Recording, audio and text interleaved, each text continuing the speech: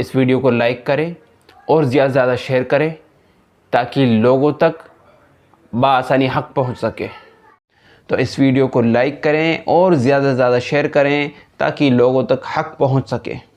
मनविंदर सिंह। जर्नो हिंदी चलेगा क्या? अभी अच्छा आवाज जी, आ रही है? चलेगा। क्योंकि पिछली बार मुझे आपकी नहीं आ रही थी और मेरे को मतलब आपको मेरी नहीं आ रही जर्नो थी। भाई आवाज आ अगर रही है? ज्वाइन करना चाह रहे हैं तो कमेंट कर दीजिए। हाँ भाई बोले बोले। मनविंदर आवाज भाई। अच्छा आवाज आ रही है, ठीक है ठीक है। पिछली बार पता नहीं क्या हुआ, आवाज नहीं आ रही थी मेरे पास। अच्छा तो सर मैं अपनी पोजीशन क्लियर कर दूं। मैं एक आपके नाम एग्नोस्टिक। आने पर नीचे कमेंट्स में बहुत सारे लोग आपकी मुखालफत क्यों कर रहे हैं? नो मनविंदर प्लीज, कोई खास कॉन्टेक्स्ट है क्या इसका? मैं बताता हूँ बिकॉज आई थिंक मैं आपके सभी जो साथ वाले कंपेनियंस हैं मैं उनके चैनल पे जा आया हूँ एंड मैं I don't visit them anymore. The reason भी मुझे लगता है कि स्टीली मैन करने की जगह स्ट्रॉ मैन ज्यादा होता है एंड थोड़ा पावर लेवरेज रहता है। बट मैं गुडविल से आया हूँ क्योंकि मैं जैसे I recently got introduce to Harris Sultan and he praises you well because he said that you are intellectually very honest. And मैं उस आई थिंक हमारी पहले भी फ्री विल और डिटर्मिनिज्म पे डिबेट हुई थी और बहुत अच्छी डिबेट थी। आई थिंक क्लिप भी आई थिंक 30 मिनट 40 मिनट का कट के डला हुआ है। So I thought it can be a good discussion जहां पर ऐसे नहीं होगा कि बार बार नीचे किया जा रहा है या फिर you know there is over ruling one each other. तो इस वजह से तो मैं मेरी तरफ से ऐसा कुछ नहीं होगा। मैं आपको कह दूं, आप अपनी बात रखेंगे, मैं अपनी बात रखूंगा और फिर देखते हैं बात कहाँ जाती है। तो मैं एग्नोस्टिक एथिस्ट हूँ, अपनी पोजीशन क्लियर कर दूं। I reject God on the basis of the evidences that is given by the theist. But overall, if you ask me कि आप मतलब theist के claim के अलावा can there be a possibility that God can exist? I would say maybe. But जो अभी फिलहाल के लिए evidences दिए गए हैं, that is not relevant to me and that's why I'm atheist. So I call myself an agnostic atheist. That's why. जी. जो theist की तरफ से एविडेंसेस दिए गए हैं कि जिनकी वजह से आप मुतमईन नहीं हैं, वो क्या है? जैसे बेसिक आर्गुमेंट्स हैं कि there is a creator. I don't think that there is enough evidences that's fine. Of a आपने कहा क्रिएटर। कि मैं थीस्ट की तरफ से दिए गए जो एविडेंसेस हैं उन्हीं की बुनियाद पर मैं एक एथिस्ट बनाऊं। Okay that's fine. तो वो 2001 एविडेंस तो दें हमें जिनमें आपको प्रॉब्लम लगी है। हाँ, यही क्लेम्स मतलब क्लेम है ना, एविडेंस की बात, आपने एविडेंस की बात की। देखिए एविडेंस मैं एथिस्ट किस लिए हूं? क्योंकि एविडेंस दे ही नहीं पाए ना वो मेरे को, एक रेलेवेंट एविडेंस दे ही नहीं पाए। आपने अभी खुद ही बोला कि थीस्टिक एविडेंस के वजह से मैं बोला, क्लेम का लफ्ज नहीं बोला आपने, एविडेंस का लफ्ज बोला। ओके, हो सकता है मैं कैसे मतलब on the claims of that is made by the theist I don't think that they have give the relevant तो एविडेंसेस। क्या उन्होंने कभी कोई एविडेंस आपके इल्म में आया? थीस्ट का क्या एविडेंस है? कोई प्रॉपर पक्का एविडेंस नहीं जिसपे मैं कह पाऊं कि हाँ कच्चा वाला बताते हैं। कच्चा वाला जैसे free will exist and I always ask them what are the agents of free will. I think they are unable to answer it. Do creator मैं बताता हूँ, जैसे वो कहेंगे creator exist and I ask them how. फिर वो कहेंगे देखिए फाइन ट्यूनिंग है, डीएनए में जेनेटिकली इतनी इंफॉर्मेशन है that transfers and that is the proof of and therefore God. And I don't think it's a relevant argument for the existence of God, and that's why I reject it. Why? Why is it irrelevant? In my opinion, all these findings are by the scientist itself, and science is a dynamic subject. तो आप तो claim नहीं कर सकते because you are an objective guy who thinks that जो कुरान में लिखा है that is the perfect truth और उसके अलावा कोई और ट्रूथ नहीं हो सकता, right? But science is a dynamic subject. अगर साइंस ने कुछ फाइंडिंग की है तो वो चेंज हो सकती है. So you cannot claim that this is the evidence and therefore God. ठीक है, अगर मान लीजिए साइंस को हम प्राइमरी एविडेंस न रखकर सामने वाले के वर्ल्ड व्यू का, चूंकि वर्ल्ड व्यू साइंटिस्टिक है, तो उसके वर्ल्ड व्यू के एतबार से अगर हम कोई साइंसी दलील दे रहे हैं तो why is it not acceptable? आप अगर मेरे को साइंसी दलील दे रहे हैं, हाँ, जिसको मैं नहीं मान रहा हूं, मैं कह रहा हूं चूंकि आप मान रहे हैं तो मैं आपके घर से आपको दलील दे रहा हूं, तो why is it not acceptable? उसकी वजह यह है जैसे कि मैं जैसे साइंस डायनेमिक है, मतलब वो चेंज होती रहती है विद द टाइम, उसमें अपलिफ्टमेंट आता रहता है। तो जैसे कि मैं कहूँ कि जैसे मैं कहूँ कि फाइन ट्यूनिंग आर्गुमेंट है कि everything is very finally tune and therefore God, because उसमें कोई डिजाइनर की जरूरत होगी। मैं कहूँ कि हमने बाकी यूनिवर्सेस को फाइंड आउट किया या बाकी प्लैनेट्स को फाइंड आउट किया और वहां पर वही fining tuning arguments are completely opposite and parallel. Does that mean that now your God is not finally tuned और उसने फाइनली ट्यून नहीं किया है? तो आई थिंक फाइनली ट्यून पे आर्गुमेंट पे क्लेम करना, क्योंकि साइंस ने ढूंढा है ना वो, that is a mathematical equation जो साइंस फिजिसिस्ट ने ढूंढी है, वो गलत भी हो सकती है because all these things are based on hypothesis.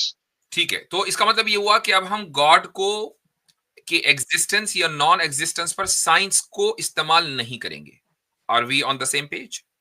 No, because if you let's say if you claim something which I know it is not true, then वहां पर मैं तो साइंस का यूज करूंगा, it's completely false. अरे अभी तो आपने बोला कि साइंस डायनामिक है और साइंस का इस्तेमाल नहीं कर सकते, और अभी एक आप यूज करेंगे साइंस। जी, वाह भाई। साइंस, क्योंकि साइंस आपके लिए भी पास है और मेरे लिए भी पास है। पास कैसे? साइंस कुछ प्रूव करती है तो एक मिनट, ये डबल स्टैंडर्ड क्लियर करें पहले। डजंट मैटर पास है कि दूर है। व्हाट आई एम सेइंग कि खुदा को मानने में तो साइंस का इस्तेमाल नहीं होगा क्योंकि साइंस डायनामिक है, ना मानने में इस्तेमाल होगा। अब डायनामिक नहीं है, ये क्या बात हुई भाई? है, डायनामिक है। मैं तो कह रहा हूं there can be possibility that God exist. तो क्या आप एग्री कर रहे हैं कि खुदा के कॉन्सेप्ट को समझने में साइंस का इस्तेमाल नहीं करेंगे? ना आप करेंगे ना मैं करूंगा। हाँ ठीक है, साइंस का इस्तेमाल नहीं होगा।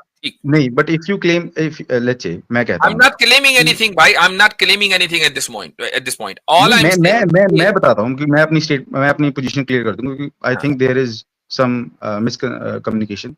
अगर आप कहेंगे कि देखिए जी एक उड़ता हाथी होता है, ठीक है, आप मतलब मैं क्लेम कर लूं, आपने अगर बेसिक फिजिक्स भी पढ़ी होगी तो aerodynamically it is not possible. So you say Manvinder, you know, aerodynamically it's not possible. ये चेंज हो जाए? मैं वही कह रहा हूं, पॉसिबिलिटी तो किसी चीज की हो सकती है। And that's why I say that आप एरोडायनामिक्स एंड थर्मोडायनामिक्स इसकी जरूरत नहीं ना इस्तेमाल करने की, क्योंकि we are not using. But let's say no wait a second, मैं पूरे स्टेटमेंट सुन। So let's say you have rejected on the basis of science की मनविंदर एरोडायनामिकली पॉसिबल नहीं है, बट आई विल से कि यार नहीं, पर मैं आपको इसका एविडेंस दूंगा। ठीक है, आपने एविडेंस का वेट किया, मैंने कुछ फालतू सा ऐसे कोई बेवकूफ सा एविडेंस दे दे कि देखिए वो है पर वो यूनिवर्स में उड़ रहा है, तो आप जाके ढूंढ लो। तो मैं कहूंगा भाई हमारी नेचुरलिस्टिक पर्सपेक्टिव में एरोडायनामिकली ये पॉसिबल नहीं है, और आप मुझे कह रहे हैं यूनिवर्स में उड़ते जा रहा है, तो आप कुछ भी क्लेम करते रहेंगे और कुछ भी बेवकूफी तरह ढूंढते रहोगे, ऐसा तो होने नहीं वाला। देखें ऐसा है कि आप चाहते ये हैं कि खुदा को साबित करने के लिए साइंस का इस्तेमाल ना हो, लेकिन द कॉन्सेप्ट ऑफ गॉड को डिबंक करने के लिए आप साइंस का धड़ल्ले से इस्तेमाल करें। ये डबल स्टैंडर्ड है आपका। वैसे देखा जाए यही डबल स्टैंडर्ड है। मैं गुफ्तगू आगे बढ़ाऊंगा द मोमेंट आप ये कह दें कि मैं किसी भी तरह की साइंटिफिक आर्ग्यूमेंट का इस्तेमाल ही नहीं करूंगा, ना प्रूफ करने के लिए ना डिबंक करने के लिए।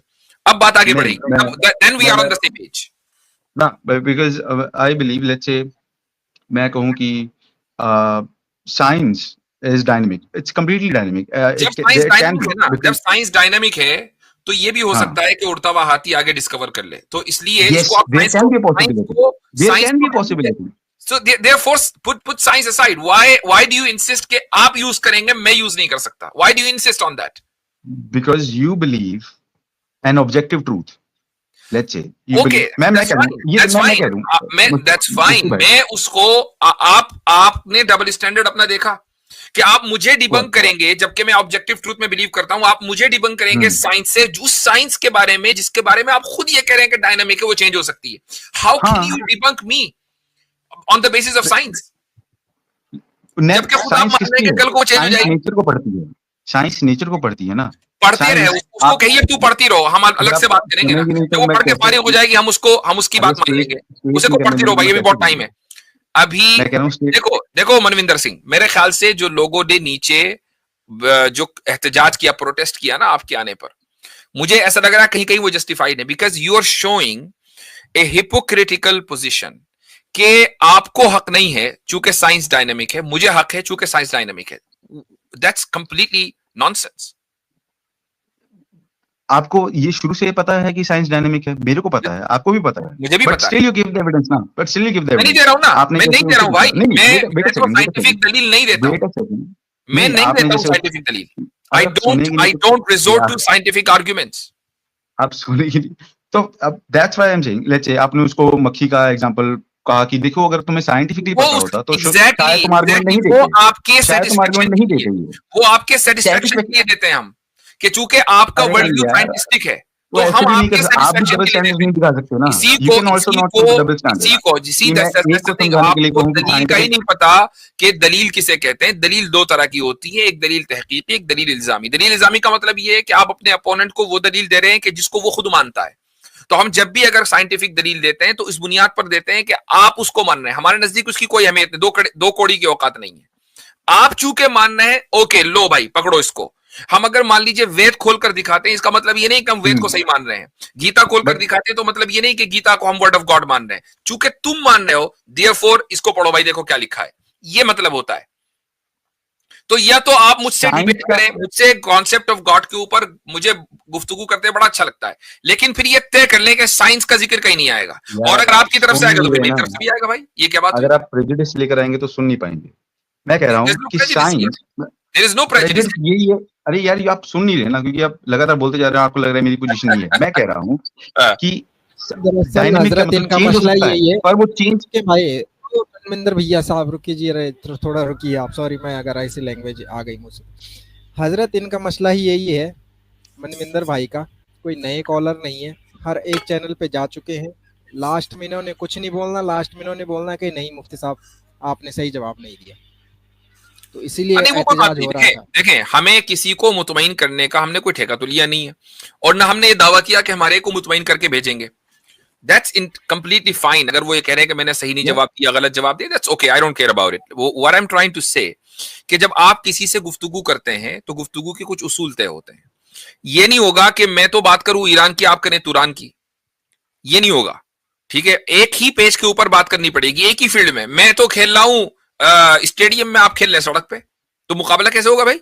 आपको भी रिंग में आना पड़ेगा ना, उसी रिंग में जहां पर बॉक्सिंग चल रही है। अब मैं बोलूं, आई थिंक मैं अपनी स्टेटमेंट थोड़ी डिफाइन कर दूं, आप समझ नहीं आए। साइंस डायनेमिक है, ये उसकी वीकनेस नहीं है। साइंस डायनेमिक है, ये उसकी खूबसूरती है। I agree with it. I agree with it. I want science to be dynamic. तो कैसे समझ आएगा? बात science Now you are overruling me. Science की बात नहीं हो रही कि साइंस काम कैसे करती है। All I'm trying to say, can we use science in theology? Can we use science in theology? ये क्वेश्चन है। Neither science come into theology, neither theology come into science. बात वो है ही नहीं। पर let's say, answer my question. Answer to my question. मेरा question क्या है? Can we use science in theology? Will you let me speak? I am letting you speak. You answer my question. Can science interfere in theology? Can we use science in theology? No. या बिल्कुल ठीक, ये sir no वाला answer है ना, तो आप इसको बहुत पहले कह देते कि नहीं, बट कुछ नहीं है। कह रहा हूं नो, नहीं, नो मींस नो। ठीक है, साइंस को अब हम थियोलॉजी में इस्तेमाल नहीं करेंगे। ठीक है, अब हम क्या इस्तेमाल करेंगे? We are not using science.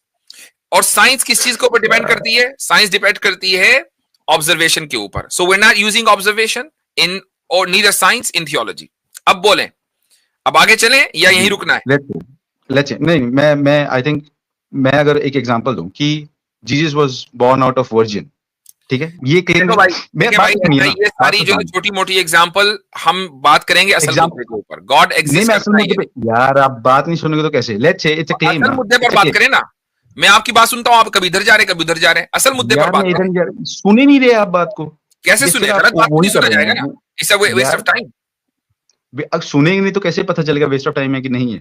मैं कह रहा हूं, let's say Christians claim that Jesus was born out of virgin. We know it for a biological reasons कि किसी वर्जिन से पैदा होना इज नॉट पॉसिबल।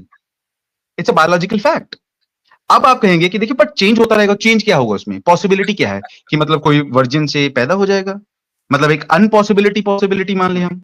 ऐसे ही if you claim that there is a creator, possibility क्या है उसमें कि there will be an uncaused cause. Can you prove an uncaused cause?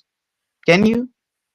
Because science के according therefore as of now there can be no uncaused cause, but you believe that there is an uncaused cause. Prove me, give me an evidence. भाई अब देखें, मैंने इनको बोलने दिया और इस 2-4 मिनट में जितनी देर भी ये बोले, इन्होंने साइंस का ही सारा, scientifically it's not possible, biologically it is not possible. तो क्या कर रहे हैं ये कि जब थियोलॉजी पर बात करेंगे, अभी कहते हैं कि नहीं थियोलॉजी में साइंस का इस्तेमाल नहीं कर सकते, लेकिन जैसे ही बात आती है वर्जिन मैरी की, जीसस की या खुदा की, तो फौरन साइंस को लेकर आ जाएंगे।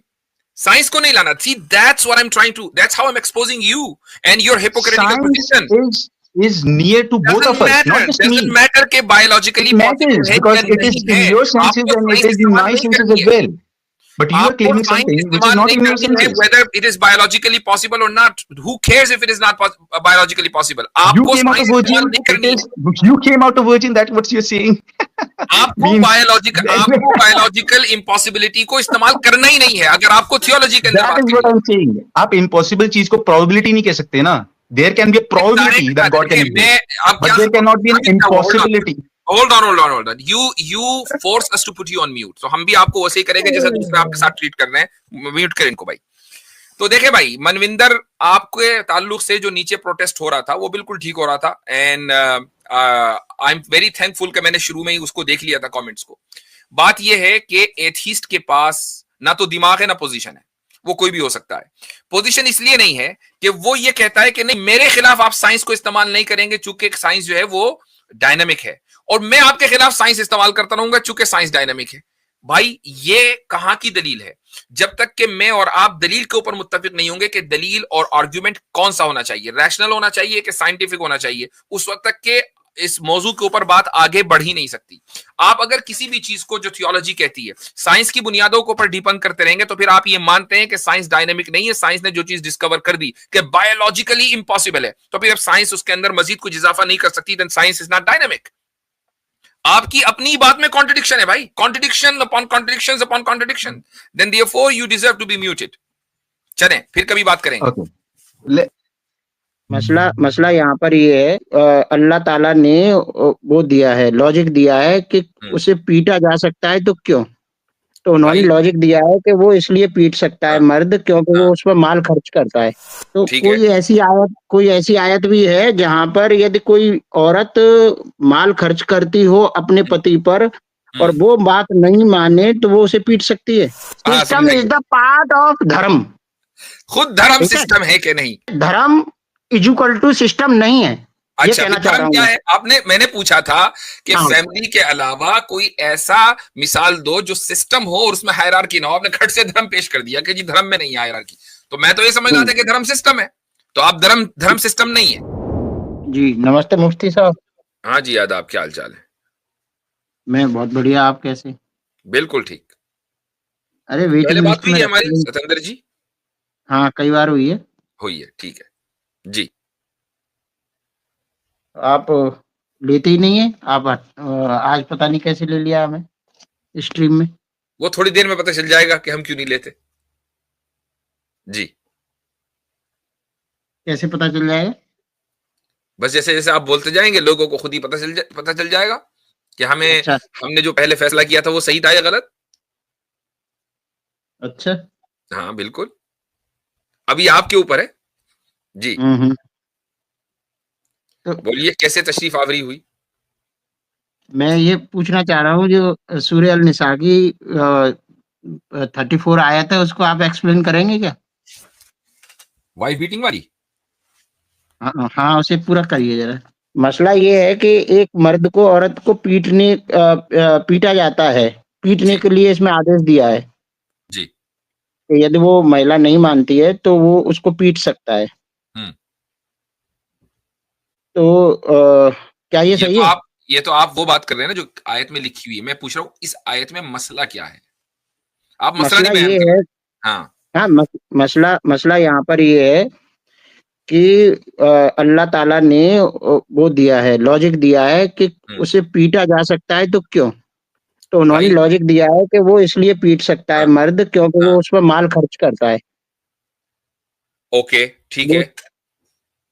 तो कोई ऐसी आयत भी है जहां पर यदि कोई औरत माल खर्च करती हो अपने पति पर और वो बात नहीं माने तो वो उसे पीट सकती है। ठीक। तो पिटाई से मसला नहीं है, इससे मसला है कि कौन किसको पीट रहा है। यानी अगर औरत मर्द को पीटे तो दैट्स नॉर्मल। नहीं मेरे कहने का मतलब है कि पीटने, मैंने पूछा मसला बताओ भाई। आपने कहा कि ये लॉजिक भी है अगर औरत खर्च करे तो औरत को पीटना चाहिए, तो पिटाई से मसला नहीं हुआ। मसला इससे है कि माल चूंकि मर्द खर्च कर रहा है तो वो पीट सकता है, तो औरत खर्च करेगी तो क्या उसको भी पीटने की इजाजत होगी? नहीं, असल मसला ही है। पिटाई से कोई टेंशन नहीं है। पिटाई से नहीं हो। हाँ पिटाई से टेंशन नहीं है ना? पिटाई से टेंशन नहीं है कि कोई आयत ओके, ऐसी भी है जहाँ पर ये परफेक्ट। कहा हो कि मर्द। जी जी हाँ देखिए, इसीलिए मैं पूछता हूँ, बात को जो है ना वाज़ेह होना चाहिए। मैं खामखा पिटाई को जस्टिफाई करता, टाइम ज़ाया होता है ना उसमें। जब आपके हाँ नजदीक हाँ पिटाई बिल्कुल नॉर्मल है कि भाई मर्द चूंकि, ये वाली जो लॉजिक है कि मर्द चूंकि माल खर्च करता है, लिहाजा मर्द को पिटाई का हक है, आपने इस चीज को मान लिया है ना? मैंने यहां तक तो माना मान नहीं। लिया। अल्लाह अरे अभी अल्लाह आपने ने कहा पिटाई अल्लाह से ने मसला नहीं है। नहीं, अल्लाह ने आर्गुमेंट दिया है कि अरे मैं मर्द दूसरी पीट बात सकता भाई, वो है। जो आपका जो दूसरा सवाल है, जो असल सवाल है, उसका जवाब तो मैं दूंगा, लेकिन मैं पहले इस बात ठीक है। से को हाँ मनवा लूं हाँ आपसे कि हाँ, ये सही है सर। पिटाई से आपको मसला नहीं है। आप अगर माल कमाते हैं, बीवी पर खर्च करते हैं, तो आपको आपके नजदीक ये अथॉरिटी है कि आप उसको मारें, है ना? आप यू एग्री? नहीं, मैं इससे पीटने के, मैं ये नहीं कह रहा कि कोई किसी को मारे, लेकिन मैं ये जो लॉजिक दिया है मैं इसके खिलाफ हूँ।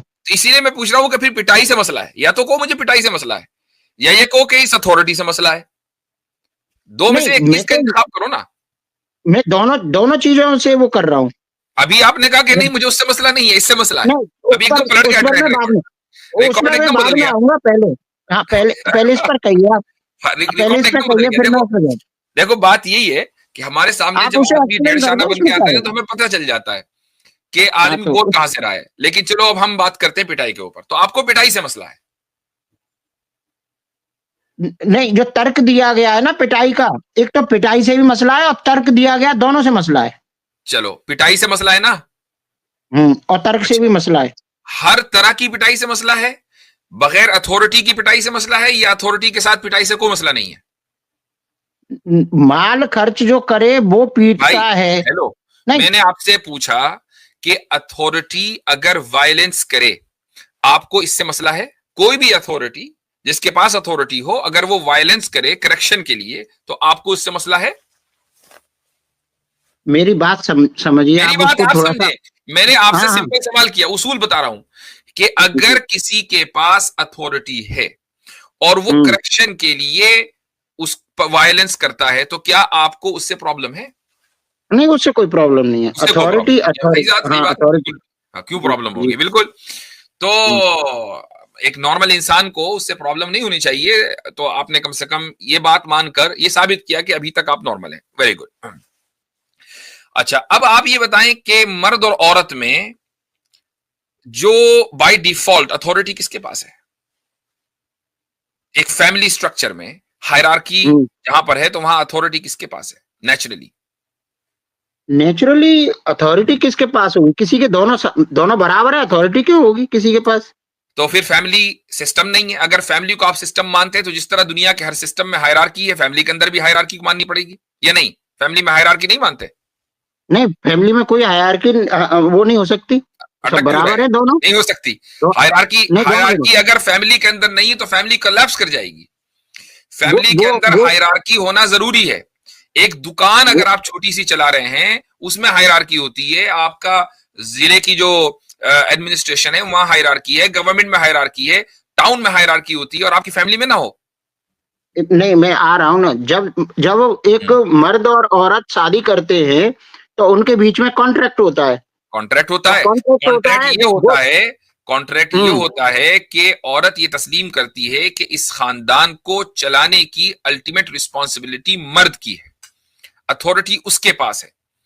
औरत इस चीज को तस्लीम करती है, और ये सिर्फ इस्लाम में नहीं है, आपके यहाँ भी नहीं, आपके यहाँ भी है भाई। आप अपने मुआशरे में देख लें कि बीवी, शौहर और बीवी, हस्बैंड एंड वाइफ, इन दोनों में हस्बैंड के पास पावर ज्यादा है कि वाइफ के पास पावर ज्यादा है? मुआशरे की बात कर रहा हूं मैं। नहीं, आप शादी में और विवाह में दोनों में फर्क करिए। पहले तो शादी एक अलग टॉपिक है। हम एक फैमिली में, सुन लीजिए, एक फैमिली में हायरार्की होनी, चलो उस पर बात करते हैं। हायरार्की होनी चाहिए या नहीं होनी चाहिए? नहीं, पति पत्नी में कोई हायरार्की नहीं है। कोई हायरार्की नहीं होनी चाहिए? एक नहीं है, आपके लिए नहीं होनी चाहिए? नहीं, होनी नहीं चाहिए। होनी नहीं चाहिए, ठीक है। फैमिली एक सिस्टम है या नहीं? हाँ, फैमिली सिस्टम है ना। हर सिस्टम में हायरार्की होती है या नहीं? नहीं, हर सिस्टम में हायरार्की हो या नहीं ये जरूरी नहीं है। अच्छा, मुझे फैमिली के अलावा किसी ऐसे सिस्टम की मिसाल दें कि जो सिस्टम और उसमें हायरार्की ना हो। धर्म है, उसमें कोई ऊंच नीच का फैसला ही नहीं है। किसने कह दिया? धर्म में, आपके यहाँ तो सबसे ज्यादा ऊंच नीच है। धर्म में बताओ, आप धर्म की परिभाषा बताओ और उसमें मुझे तो बताओ आपके कि यहाँ उसमें कास्ट सिस्टम है कि नहीं? आपके यहाँ कास्ट सिस्टम धर्म है में कि नहीं? कास्ट सिस्टम हमारे यहाँ पे नहीं है। धर्म में कोई अच्छा, कास्ट सिस्टम नहीं लो है। भाई ये तो बड़ा जबरदस्त इंकशाफ हुआ कि आपके यहाँ कास्ट सिस्टम ही नहीं है। आप एक रेफरेंस दे दो, मैं मान लूंगा अभी। चलो जी, कास्ट सिस्टम है। कोई साहब इतने रेफरेंस निकालते हैं तो भाई हाँ, रेफरेंस कास्ट सिस्टम, क्या कौन सा? हाँ, कौन सा कास्ट रेफरेंस चाहिए आपको? किससे चाहिए? कास्ट सिस्टम का किससे चाहिए ये आप बताएं। नहीं, ओ आपके भाई, पास कास्ट एक मिनट, सिस्टम तो- का चाहिए तो किस सिस्टम से चाहिए? तो भाई कहीं से भी रेफरेंस दिखा दो। इन्होंने आम बात कही है, इन्होंने आम बात कही है। आपके पास अच्छा, कोई भी ठीक है। रेफरेंस हो ना, वो आप दिखाइए ताकि हम बात आगे बढ़ाएं। इतना आप रेफरेंस निकाल लें, मैं बात आगे बढ़ा चलिए रहा हूँ। बस, जी जी। हाँ जी, अच्छा भाई सत्येंद्र जी, एक बात बताएं कि आपने कहा कि धर्म में हायरार्की नहीं है, तो आपके धर्म में सुप्रीम बीइंग का कॉन्सेप्ट है कि नहीं? ईश्वर का बात वहां चल रही है कि एक ईश्वर मर्द का पीट सकता है, कॉन्सेप्ट क्या है औरत भी या पीट नहीं सकती है? है? ईश्वर का नहीं, कॉन्सेप्ट है या नहीं? यहाँ पे आप बात करिए। अभी तो आपने धर्म की मिसाल दी है ना, तो धर्म में नहीं, हायरार्की नहीं है। Let's see. आयत 34 पे बात करिए ना, वहां से डाइवर्जन क्यों हो रहा है? मैं हायरार्की के ऊपर बात कर रहा हूं, चूंकि आयत 34 का डायरेक्ट ताल्लुक हायरार्की से। मैं पूछ नहीं, रहा हूं आप कि होल्ड ऑन, अब मैंने आपसे हाँ। पूछा फैमिली के अलावा कोई एक निजाम सिस्टम की मिसाल दो कि जहां हायरार्की नहीं है। आपने धर्म की मिसाल दी। अब मैं आपसे पूछ रहा हूं, धर्म में हायरार्की नहीं है आपके मुताबिक, तो आपके यहाँ सुप्रीम बीइंग का कॉन्सेप्ट है या नहीं? ईश्वर परमेश्वर का कॉन्सेप्ट है कि नहीं? धर्म पहले पायदान पे आता है, दूसरे नंबर पे या नहीं? सुनो, हाँ या ना? मैं बता रहा हूँ हमारे यहाँ पर गॉड का, ना? अरे सुनो तो सही। अब गॉड का कॉन्सेप्ट, गॉड का जो कॉन्सेप्ट है कि नहीं? गॉड का कॉन्सेप्ट धर्म से नीचे है, धर्म का कॉन्सेप्ट उससे ऊपर है। अच्छा, तो धर्म गॉड को वैलिडेट करता है, गॉड धर्म को वैलिडेट नहीं करता? नहीं नहीं नहीं, यहाँ ऐसा नहीं है। कैसा है? जो भी ये बड़ा जबरदस्त पॉइंट है। ये जबरदस्त पॉइंट है। आपके धर्म ने गॉड को वैलिडेट किया है, गॉड ने धर्म को वैलिडेट नहीं किया। यस यस यस, बिल्कुल सही है। तो गॉड का जो गॉड हो ना हो डजंट मैटर, असल धर्म है। यस। तो फिर ये धर्म जो है, ये कैसे वैलिड है? इसकी वैलिडिटी कहां से आई? इसकी वैलिडिटी तो खुद धर्म है ना, वो खुद ही अपने आप में प्रभुता है, सत्ता है वो। ये तो सेल्फ कंटिजेंसी है जो फैलेसी है। कौन सी फैलेसी? आप फैलेसी का नाम बताओ। अगर धर्म इसलिए वैलिड है कि धर्म ने अपने को वैलिड किया है, तो सेल्फ कंटिजेंसी हो गई नहीं? नहीं, ऐसे तो गॉड ही कर रहा है, आपके यहाँ पे अल्लाह कर रहा है ना अपने आप को। वो तो कॉमन गॉड है ना, हम तो गॉड का लफ्ज बोल रहे हैं। अल्लाह कर रहा है नहीं कर रहा, भाई एक बात बताएं, धर्म को हम इस्तेमाल कर रहे हैं, धर्म को हम इस्तेमाल कर रहे हैं, इंसान का बनाया हुआ है ना, वो इंसान का बनाया हुआ है ना धर्म, गॉड से तो आया नहीं। क्योंकि इंसान के बनाए हुए एक निजाम ने गॉड को वैलिडेट किया। धर्म गॉड से सुपीरियर है, होल्ड ऑन, और बनाया इंसान ने है, तो ये सेल्फ कंटिजेंसी है कि नहीं? पहली बात, आप मुझे धर्म की डेफिनेशन दीजिए। कंटिजेंसी आप धर्म से क्या समझते हैं?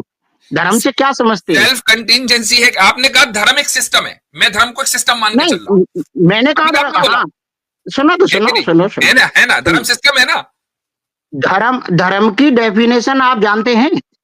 वो कोई भी हो, धर्म सिस्टम है ना। नहीं तो आप पूछना चाहिए ना, धर्म सिस्टम है कि नहीं? चाहिए।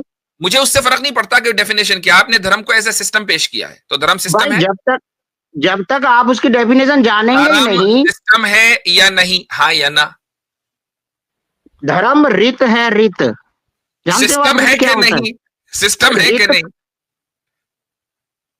सिस्टम से आप क्या कहना चाहते हैं? कौन सा सिस्टम? कैसे जो सिस्टम भी आप कहना चाहते हो मुझे बताओ, धर्म सिस्टम है कि नहीं? नहीं, धर्म क्या, धर्म के अंदर सिस्टम भी शामिल है। धर्म सिस्टम है या नहीं? धर्म सिस्टम, देखो एक बात समझिए, system is the part of धर्म। खुद धर्म सिस्टम है कि नहीं? जैसे एक आदमी का हाथ उसका हिस्सा होता है, हाथ आदमी नहीं होता। सिस्टम है या नहीं? धर्म सिस्टम धर्म का हिस्सा है, धर्म इक्वल टू सिस्टम नहीं है। ये अच्छा, कहना फिर चाह रहा धर्म हूँ क्या मैं। है? मैंने पूछा था कि हाँ। फैमिली के अलावा कोई ऐसा मिसाल दो जो सिस्टम हो और उसमें हायरार्की ना हो। आपने खट से धर्म पेश कर दिया कि जी धर्म में नहीं है हायरार्की, तो मैं तो ये समझ रहा था कि धर्म सिस्टम है, तो आप धर्म सिस्टम नहीं है। धर्म के अनुसार तो वो जो reference भी भी ready है, सिस्टम हजरत। स्थापित होगा उसमें हायरार्की नहीं होगी। धर्म सिस्टम है या नहीं? आपने कहा धर्म सिस्टम नहीं है। धर्म आधारित जबकि हायरार्की शुरू होगी। में, जबकि अभी शुरू में आपने धर्म को एज ए सिस्टम पेश किया था, इसीलिए मिसाल के तौर पर धर्म का नाम लिया। मैं वही बता रहा हूँ, धर्म से आधारित जो भी सिस्टम होगा उस सिस्टम में हायरार्की नहीं होगी। उस सिस्टम में हायरार्की नहीं होगी। तो ठीक है, आप जो धर्म पे शंकराचार्य को आधारित तो मानते सिस्टम नहीं होगा। होंगे। शंकराचार्य को तो आप गली का लौंडा मानते होंगे। किसको? शंकराचार्य को। क्या आप मोहम्मद साहब के बारे में भी ऐसे ही बोलते हैं? नहीं बोलते, इसलिए कि हमारे यहाँ हायरार्की, आपके यहाँ तो है नहीं। नहीं, मोहम्मद आपके यहाँ तो है नहीं ना, हमारे यहाँ है, हम तो नहीं बोलेंगे, आप बोलेंगे, क्योंकि आपके हायरार्की नहीं है। तो शंकराचार्य को आप शंकराचार्य की इज्जत करते हैं, आप धर्म में सबसे ऊपर मानते हैं कि नहीं मौजूदा शंकराचार्य को अपने दौर का? अब मैं बता रहा हूं ना, धर्म कहता है दूसरों के साथ ऐसा एक मिनट नहीं, मैं तो जो आपने उसूल दिया है ना, आपने कहा भाई धर्म खुद सिस्टम नहीं है लेकिन धर्म के अंदर सिस्टम है, तो अब मुझे बताएं शंकराचार्य आपके यहाँ है कि नहीं? हाँ, है। अच्छा, हायरार्की है कि नहीं? नहीं। तो शंकराचार्य और आम पंडित या आप और शंकराचार्य में कोई फर्क नहीं है? कोई फर्क नहीं है। यानी जिस तरीके से आप धर्म में राय दे सकते हैं शंकराचार्य भी दे सकते हैं, और जिस तरह शंकराचार्य दे सकते हैं आप भी दे सकते हैं, दोनों बराबर। राय एक स्पेशलाइजेशन का मसला है, बस ये हो गई हायरार्की। स्पेशलाइजेशन का मतलब ही हायरार्की है कि एक आदमी को अथॉरिटी है राय देने की जो आपको नहीं है। क्यों? इसलिए कि आपको कक पता नहीं है। शंकराचार्य माहिर है, आलिम है, दीन के स्कॉलर है, अपने धर्म के स्कॉलर है, उनको अथॉरिटी है। यही मैं साबित करना चाह रहा हूं कि अथॉरिटी के बगैर आप एक इंच नहीं चल सकते हैं। धर्म में भी हायरार्की है। सुनो, उन्हीं शंकराचार्य ने कहा है कि जो आत्मा कुत्ते में है, हाथी में है, चांडाल में है, वही मेरे में है, हम सब बराबर है। उन्हीं शंकराचार्य का है। और उन्हीं शंकराचार्य और आप जाने हमारे लिए उनकी बात जो है, हमारे लिए उनकी बात अहमियत नहीं रखती। वो आपके शंकराचार्य हैं, हमारे शंकराचार्य नहीं है। मेरा कहने का मकसद यह है कि आपके नजदीक उनकी बात अहमियत रखती है, आपके खानदान के लिए उनकी बात ज्यादा अहमियत रखेगी, आपकी नहीं, जब मामला धर्म का आएगा। यही धर्म के अंदर हायरार्की है। तो साबित हुआ कि हर सिस्टम के अंदर हायरार्की है। Now let's get back to the original problem. सुनो एक सेकंड मुफ्ती साहब, आप एकदम उसको वो कर देते हो। यदि शंकराचार्य की बात धर्म के अनुकूल है तो मान्य, नहीं तो नहीं मान्य। धर्म में हायरार्की साबित हो गई, चूंकि शंकराचार्य मौजूद हैं, हर मंदिर में पंडित मौजूद है, यही हायरार्की है। आपके धर्म में भी हायरार्की है, और कोई निजाम और सिस्टम दुनिया में ऐसा नहीं है जिसमें हायरार्की ना हो। अगर है तो मुझे फैमिली के अलावा, चूंकि फैमिली में तो इख्तिलाफ, फैमिली के बारे में तो इख्तिलाफ ही हो रहा है कि इसमें हायरार्की है नहीं, मैं आपको एक और मौका देता हूं कि मुझे कोई ऐसा निजाम पेश करो जिसमें हायरार्की ना हो। अब कुरान की अध्याय 4 की आयत नंबर 34 पे आओ ना। अब कोई ऐसा निजाम सिस्टम की मिसाल पेश करो फैमिली के अलावा जिसमें हायरार्की ना हो। आप इस आयत को एक्सप्लेन कर दीजिए। आपको ये साबित करना है कि आपको ये साबित करना है कि फैमिली में हायरार्की नहीं होनी चाहिए। नहीं, मैं ये कह रहा हूं कि इस आयत को फैमिली के अंदर हायरार्की होनी चाहिए। ठीक है, और आगे बढ़े आप। फैमिली के अंदर हायरार्की होनी चाहिए कि नहीं? हाँ, आप बोलो ना, आगे बढ़ो। तो फिर फैमिली के अंदर हायरार्की होनी चाहिए कि नहीं? नहीं, आप आगे बढ़ो तो कहो। आप उसके बगैर आगे नहीं बढ़ेगा मामला, उसके बगैर आगे बढ़ेगा ही नहीं। पहले आपको मानना पड़ेगा हाँ या ना, चूंकि असल तो यही है। हाँ ठीक है, अब मैं कह लूं ना थोड़ा सा। अल्लाह कह रहे हैं हायरार्की उसकी होगी जो पैसा खर्च करेगा। मानना पड़ेगा कि हायरार्की फैमिली के अंदर होनी चाहिए या नहीं। अगर आप कह रहे हैं हाँ तो कहिए हाँ, मैंने मान लिया फैमिली के अंदर हायरार्की होनी चाहिए। और अगर नहीं मान रहे तो हायरार्की पर बात करेंगे ना। असल चूंकि का ताल्लुक हायरार्की से है। एक सेकेंड, अल्लाह के अनुसार जो पैसा खर्च करता है उसकी हायरार्की होगी। क्या सवाल किया? हाँ, मैं अल्लाह के साथ हूँ। हाँ, मैं अल्लाह के साथ हूँ। चलो आप इस बात को आगे बढ़ाओ। भागने में नहीं देता हूँ मैं, इधर उधर भागने नहीं देता हूँ मैं, तो पकड़ के रखता हूँ गर्दन से। जी, तो अब आप मुझे बताएं कि हायरार्की फैमिली में होनी चाहिए या नहीं? उस व्यक्ति की हायरार्की होनी चाहिए जो पैसा खर्च करे, मैंने मान ली। होनी चाहिए या नहीं? जो व्यक्ति पैसा खर्च करे उसकी होनी चाहिए, मान ली। Without if and but. नहीं, ऐसे कैसे बात होगी? मैं विदाउट अल्लाह की बात से सहमत कर रहा हूँ ना। हाँ, तो ये कहिए कि फैमिली में हायरार्की होनी चाहिए। अभी आप थोड़ी देर पहले, चलो अच्छी बात है, पॉजिटिव चेंज, अभी आप थोड़ी देर पहले मुझसे ये कह रहे थे कि फैमिली में मियाँ बीवी दोनों बराबर होते हैं और कोई हायरार्की नहीं होनी चाहिए। अभी आपने मान लिया कि फैमिली में हायरार्की होनी चाहिए, ठीक। अच्छा, उससे पहले आप ये मानकर आए हैं कि जिसके पास जो हायरार्की में ऊपर होगा, यानी जिसके पास अथॉरिटी होगी, उसको वायलेंस का हक होगा। लिहाजा आपने ये मान लिया कि फैमिली में जिसके पास जो हायरार्किकल पोजीशन रखेगा, यानी जो हायरार्की में ऊपर होगा, जिसके पास अथॉरिटी होगी, उसको वायलेंस का हक होगा। मान लिया? हाँ, आगे चलो ना आप। मान लिया या नहीं मान लिया? मेरा है कि आपने मान लिया या नहीं मान लिया? क्वेश्चन आपने शुरू से समझ लिया, बार-बार उसको रिपीट करने की जरूरत नहीं है। I am simply asking you a question कि अगर फैमिली में किसी के पास अथॉरिटी है तो क्या उसको वायलेंस का हक है? हाँ, अथॉरिटी है तो है। चलो आगे बढ़ो आप आगे बात बढ़ाओ। भाई सबने देखो, अभी तक तो मत भागना। इन्होंने मान लिया कि फैमिली में जिसके पास अथॉरिटी है उसको वायलेंस का हक है, ठीक है। अच्छा, अब ये साबित करना है कि अथॉरिटी किसके पास है। मर्द के पास अथॉरिटी है कि औरत के पास अथॉरिटी है?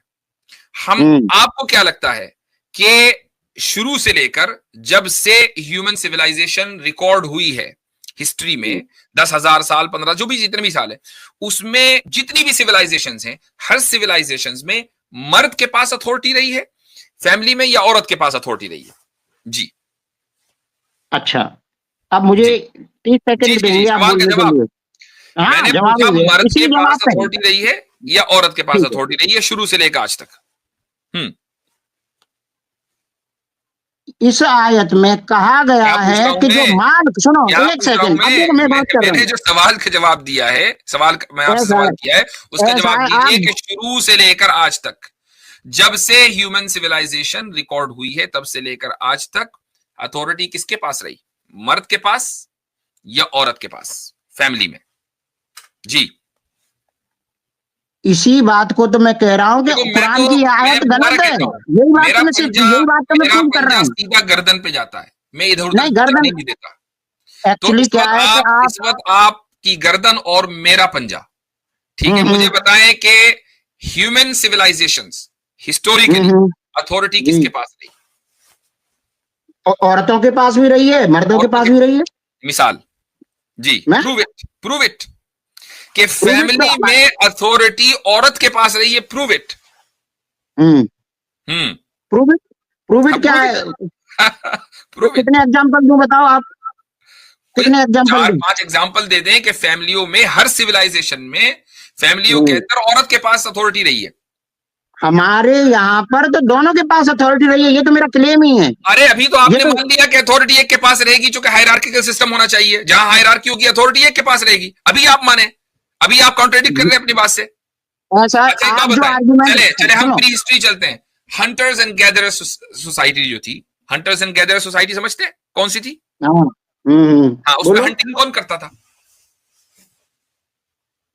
नहीं, आप ये आर्गुमेंट कुरान से तो दे नहीं रहे, आप इधर उधर भाग रहे हो। हंटिंग कौन करता था? अच्छा हजरत, आप मुफ्ती होते हुए कुरान की आयत में नहीं आ रहे।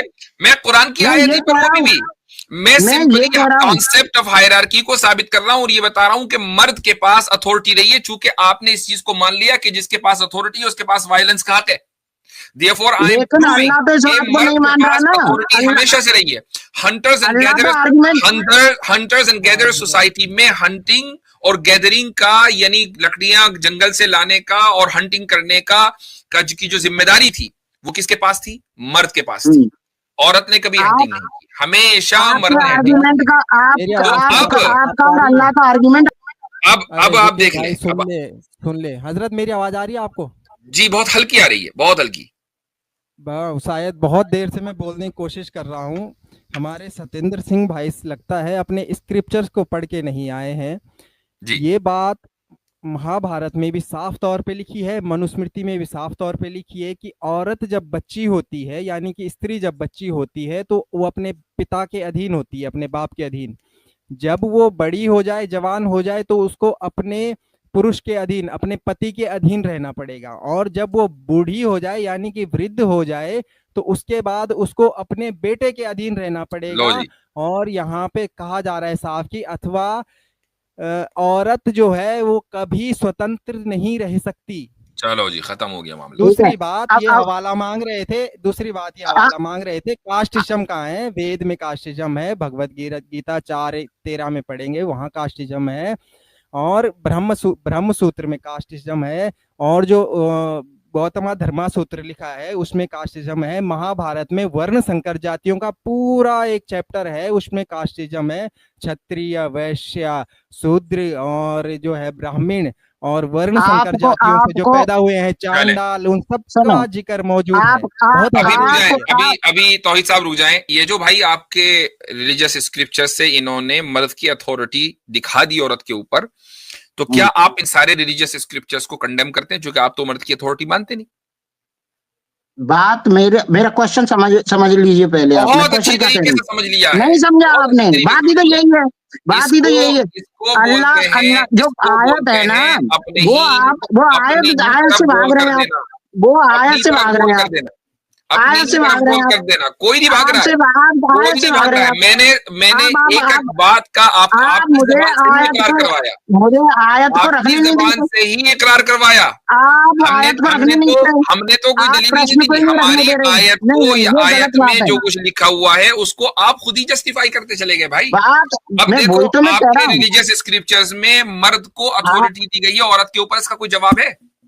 नहीं, अब मुझे बोलने देंगे 30 सेकंड केवल इसका जवाब केवल देना, 30 सेकंड, इसका जवाब 30 देना है, सेकंड। क्योंकि हमारा जो मौजू है वो है कि मर्द को अथॉरिटी है या नहीं, इसका जवाब देना है। अपने रिलीजियस स्क्रिप्चर्स को डिफेंड करें।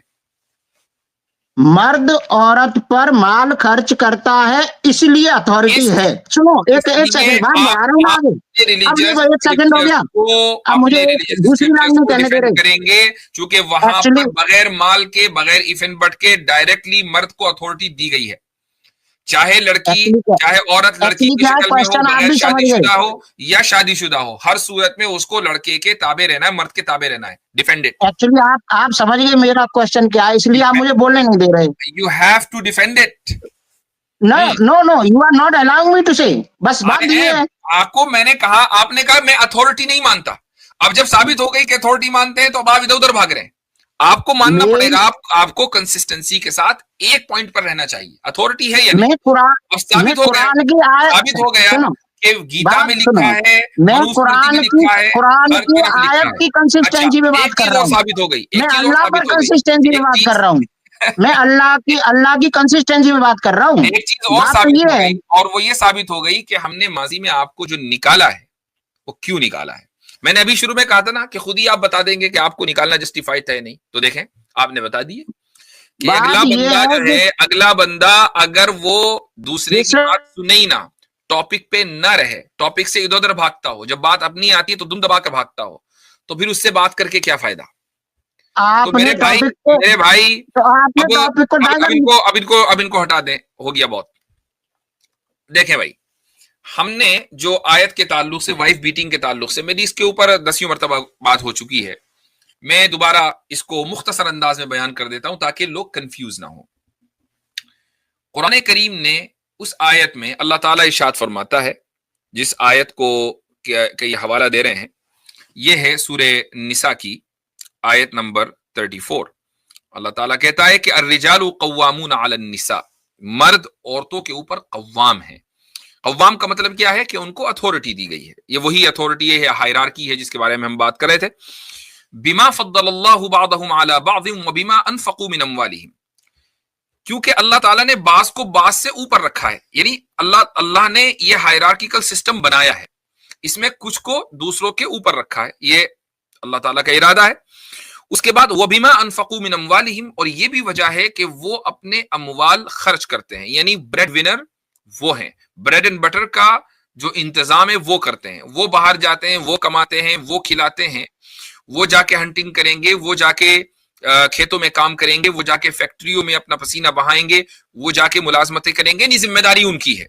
जिम्मेदारी की बात हो रही है। कोई औरत जाके खेती करना चाहे वो उसकी मर्जी है, कोई जाके औरत मुलाजमत करना चाहे, इट्स अ डिफरेंट केस, लेकिन जो जिम्मेदारी है वो मर्द की है। उसके बाद आगे अल्लाह ताला ने कहा कि फस्सालिहातु कानितातुन हाफिजातुन लिलगैबि बिमा हफिज़ल्लाह, नेक औरतों की अल्लाह ताला ने नेक औरतों का तारुफ कराया।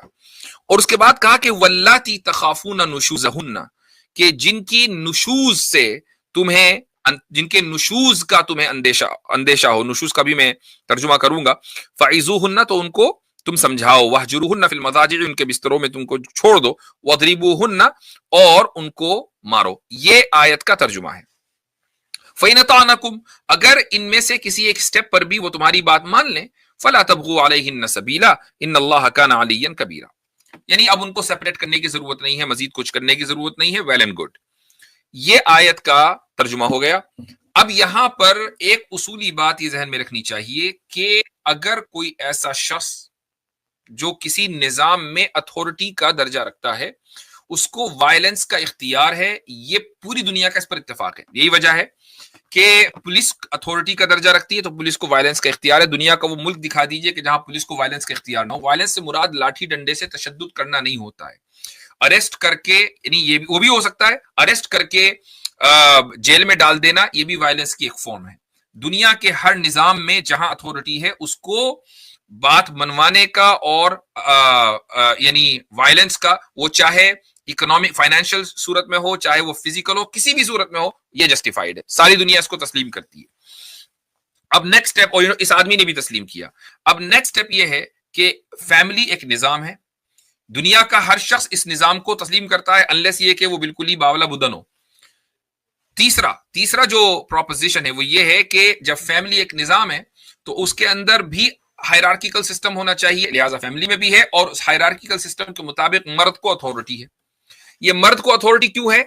उसकी वजह यह है कि मर्द के ऊपर जो जिम्मेदारी है वो उस फैमिली को चलाने की, फैमिली को सपोर्ट करने की। औरत के ऊपर ये जिम्मेदारी नहीं है कि वो खेतों में काम करे, औरत के ऊपर ये जिम्मेदारी नहीं कि वो फैक्ट्री में काम करे, औरत के ऊपर ये जिम्मेदारी नहीं है कि वो जॉब करे, मुलाजमतें करे, ऑफिसों में जाए, ये उसके ऊपर नहीं है। वो कहीं करे, वो उसकी एक अलग मर्जी है, वो इंडिपेंडेंट एक यानी फैमिली टू फैमिली डिफर कर सकता है। लेकिन जो कानून है वो ये है कि ये मर्द की जिम्मेदारी है कि वो फैमिली को चलाए। तो जो फैमिली चलाएगा, मान लीजिए एक प्राइम मिनिस्टर है, एक प्रेसिडेंट है, वो मुल्क चलाता है, तो अथॉरिटी उसकी है, वो सबसे ऊपर यानी अथॉरिटी वाला है। इसी तरीके से फैमिली एक निजाम है, उस निजाम को जो चलाएगा वो, उसका नाम है हस्बैंड, तो अथॉरिटी उसके पास है। जब अथॉरिटी उसके पास है तो उसको भी वायलेंस का हक है। अब सवाल क्या है, मैं यहां पर डोमेस्टिक वायलेंस को जस्टिफाई नहीं कर रहा हूं। इसका मतलब ये नहीं है कि बीवी ने खाना बनाया और खाने में नमक कम हो गया और शौहर साहब ने पिटाई शुरू कर दी, ये नुशूज नहीं है। और ये अगर कोई मर्द ऐसा करता है तो बेगैरत है कि अगर वो खाने में नमक कम होने की वजह से या उसके मिजाज के खिलाफ कोई बात हो गई उसकी वजह से अगर वो अपनी बीवी के ऊपर तशद्दुद करता है, उसके ऊपर जुल्म करता है, उसको मारता है, तो ऐसा शख्स बेगैरत है। हाँ, अगर मान लीजिए एक पर्टिकुलर सिनेरियो देता हूं मैं, जो असल नुशूज के माना है, और ये नुशूज का जो तर्जुमा मैं करने जा रहा हूं ये मेरा तर्जुमा नहीं है, बल्कि जो ताबईन में सहाबा के बाद ताबईन में हसन बसरी, कतादा और सुद्दी, ये 3 हजरात ऐसे हैं कि जिन्होंने नुशूज का तर्जुमा किया है, जिसको आज की तारीख में हम एक्स्ट्रा मैरिटल अफेयर कहते हैं, कि एक औरत एक्स्ट्रा मैरिटल अफेयर में इन्वॉल्व है, शादीशुदा है, कहीं और उसका चक्कर चल रहा है, शोहर को पता चल जाता है। अब शोहर के सामने 2 ऑप्शन है। पहला ऑप्शन तो ये कि भाई तलाक दे के फारिग कर दे, ऐसी औरत के साथ क्या रहना। लेकिन अगर तलाक देकर वो उसको फारिग करेगा तो बच्चे किस तरीके से पलेंगे? बच्चे तो रल जाएंगे। अगर 2 बच्चे हैं, 3 बच्चे हैं, छोटे बच्चे हैं, तो उनका क्या होगा? उनका मुस्तकबिल तारीख हो जाता है। तो उसको फैमिली भी बाकी रखनी है बच्चों की वजह से। तो ऐसी सूरत में उसको क्या करना चाहिए? सबसे पहले उसको काउंसलिंग करनी चाहिए, फाइदूहुन्ना। उसके बाद अगर ये काउंसलिंग चलती है तो ठीक है, तो फिर थोड़ा सा, अगर नहीं चलती है तो थोड़ा सा सख्ती इख्तियार करे। वो सख्ती इस तरीके से वाहजुरूहुन्ना फिल मज़ाजिअ, कि उनके बिस्तर अलग कर दो। कम से कम ये कि कुछ अलग होंगी तो शायद गैरत जागेगी। लेकिन अगर ऐसा भी ना हो तो वद्रिबूहुन्ना। अब ये जो वायलेंस का सहारा लेने की इजाजत दी गई है, इसको भी इब्ने अब्बास रदी अल्लाह अन्हु ने करके दिखला दिया। इब्ने अब्बास ने एक मिसवाक ली और मिसवाक अपने हाथ पर ऐसे किया कि ये है दरबन गैर मुबर्रिहिन, उसके उन्होंने अल्फाज बयान किए कि ऐसी ज़र्ब के जिसके अंदर तकलीफ ना हो, यानी इस तरह किया तो तकलीफ नहीं है, बस इतना ही। और ये भी इसलिए ताकि मामला अदालतों में न जाए, चूंकि अदालत में जाएगा या मुआशरे में जाएगा तो औरत और मर्द की बदनामी हो सकती है। लेकिन अगर ये भी कारगर ना हो, उसके बाद आगे अल्लाह ताला फरमाता है उसी आयत में, उसी अगले सफ़े पर, आयत नंबर 35 में, वइन खिफ्तुम शिकाक बैनिहिमा फबअसू हकमम मिन अहलिही व हकमम मिन अहलिहा। ये सारी की सारी काउंसलिंग हो गई, सब कुछ हो गया, मियां बीवी के दरमियान आपस में मामलात नहीं सुधर रहे हैं, तब जाकर अगर मान लीजिए तब भी मामला नहीं सुधरता और आपस में शिकाक यानी अलहदगी के चांसेस बढ़ गए हैं, तो फिर किस तरीके से मामले को हैंडल करना चाहिए? तो फबअसू हकमम मिन अहलिही, एक आर्बिटर मर्द की फैमिली की तरफ से आएगा, एक आर्बिटर औरत की फैमिली की तरफ से, और ये दोनों बैठकर मामला निपटाएंगे, चाहे तो अलहदगी हो जाए और या फिर ये कि ये दोनों एक दूसरे के साथ रहने लगे। ये दरअसल पूरा एक सिस्टम है, फैमिली, एक पूरा कानून है फैमिली सिस्टम को बचाने के लिए। इसमें डोमेस्टिक वायलेंस की कहीं भी इजाजत नहीं दी गई है। डोमेस्टिक वायलेंस का मतलब क्या है कि औरत मर्द के मिजाज के खिलाफ कोई काम करे और मर्द के ऊपर तशद्दुद करे, ये डोमेस्टिक वायलेंस है। लेकिन एक चीज मैं आपको और बता दूं जो शायद मैंने इससे पहले नहीं कही, वो ये कि डोमेस्टिक वायलेंस को सिर्फ ये नहीं समझना चाहिए कि मर्द औरत को मारे, क्योंकि फिजिकली मर्द स्ट्रांगर होता है तो आमतौर से ये समझा जाता है। औरतों की तरफ से भी मर्द के ऊपर तशद्दुद हो सकता है, और ये तशद्दुद और ये वायलेंस मेंटल भी हो सकता है, मेंटल हैरासमेंट भी हो सकता है और फिजिकल भी हो सकता है। कितने ही खानदान ऐसे हैं कि जहां औरत मर्द को मारती है और औरत बेचारा अपनी शराफत में खामोश रहता है, चूंकि उसको अपनी फैमिली बचानी होती है, उसको अपनी इज्जत बचानी होती है। वो मेंटल हैरासमेंट का शिकार होता है, वो पूरी जिंदगी परेशान होता है, लेकिन उसको अपना खानदान और अपनी फैमिली बचानी होती है। ये कि उसके सामने इज्जत नफ्स होती है कि अगर मैं मान लो कोई कदम उठाऊंगा तो दुनिया के सामने लोग मेरे ऊपर इल्जाम लगाएंगे, जगहसाई मेरी होगी। ये जो मेंटल हरासमेंट और मेंटल जो परेशानी औरत की तरफ से आती है, ये भी डोमेस्टिक वायलेंस है। तो इसलिए हरगिज इसको ये नहीं समझना चाहिए कि डोमेस्टिक वायलेंस सिर्फ मर्द ही करता है, औरत भी कर सकती है। वो जो भी करे इस्लाम उसकी इजाजत नहीं देता है। इन्नल कुरआन लनूर यतफज्जर फी जनबाती यरफउनी इंद मलीकिल खल्क़ लिअअला दरजाती। इन्नल कुरआन लनूर यतफज्जर फी जनबाती यरफउनी इंद मलीकिल खल्क़ लिअअला दरजाती।